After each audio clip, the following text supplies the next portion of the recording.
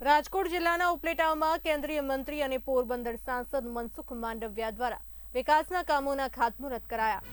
કેન્દ્રીય મંત્રી મનસુખ માંડવિયા તેમજ ધારાસભ્ય મહેન્દ્ર પાડલિયા દ્વારા અનેક વિકાસના કામોના ખાતમુહૂર્ત કરવામાં આવ્યું હતું। રાજ્ય અને ઉપલેટામાં લોકોની સુખાકારી માટે નવા બસ સ્ટેન્ડ 16 કરોડના ખર્ચે ખાતમુહૂર્ત કરવામાં આવ્યું। ઉપલેટામાં મનસુખ માંડવિયાના હસ્તે મામલતદાર કચેરીનું પણ શિલાન્યાસ કરવામાં આવ્યું હતું। ગુજરાતમાં ઇન્ફ્રાસ્ટ્રક્ચર ડેવલપમેન્ટ, ઇન્ડસ્ટ્રીઝ ડેવલપમેન્ટ અને જનસુખાકારી વધી રહી છે। ઉપલેટા તાલુકાના 52 ગામની માટી કળશમાં લાવીને દરેક ગામની શાળાની બાળકીઓ દ્વારા માટીનું ખાતમુહૂર્તમાં પધરાવવામાં આવી હતી। જે ભૂપેન્દ્રભાઈ પટેલની સરકારની પ્રાથમિકતા છે।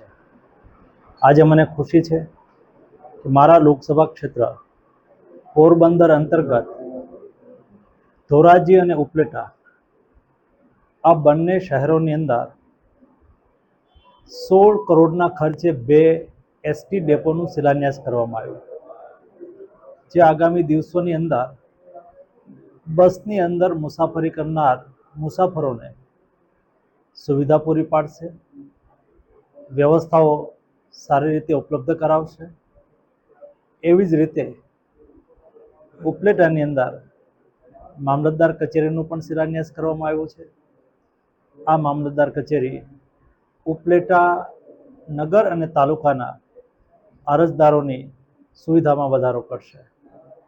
મોદીજીના નેતૃત્વમાં દેશ બદલી રહ્યો છે, દેશ આગળ વધી રહ્યો છે, નવા ભારતનું નિર્માણ થઈ રહ્યું છે।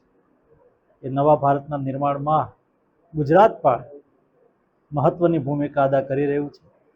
ગુજરાતમાં ઇન્ફ્રાસ્ટ્રક્ચર ડેવલપમેન્ટ, ઇન્ડસ્ટ્રીઝ ડેવલપમેન્ટ અને જન સુખાકારીની સુવિધાઓ ઉપલબ્ધ થઈ રહી છે, જેનાથી જનતા લાભાન્વિત થઈ રહી છે।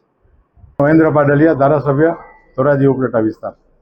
કેટલા કરોડના ખર્ચે જે આ લોકાર્પણના કામ છે કરવામાં આવ્યા? ધોરાજી અને ઉપલેટા બંને નવા બસ સ્ટેન્ડ માટે રાજ્યના વાહન વ્યવહાર વિભાગે મંજૂર કર્યું છે અને આ બહુ આનંદની વાત છે। લગભગ 8 કરોડના ખર્ચે બંને નવા બસ સ્ટેન્ડ થવાના છે। ડિઝાઇન પણ નવી છે અને એની અંદર જે સ્પેસિફિકેશન આપ્યા છે એ સ્પેસિફિકેશન ખૂબ સરસ છે અને અત્યારે જે આધુનિક ભવિષ્યમાં પણ જે વોલ્વો બસ અને પેસેન્જરોને સુવિધા રહે, ભવિષ્યમાં કઈ વિકાસ થાય એનો પણ કાળજી રાખી અને આ પ્રકારે નવી ડિઝાઇન કરી અને સરસ બસ સ્ટેન્ડ થવાના છે અને આજે એનું ખાતમુહૂર્ત થઈ રહ્યું છે।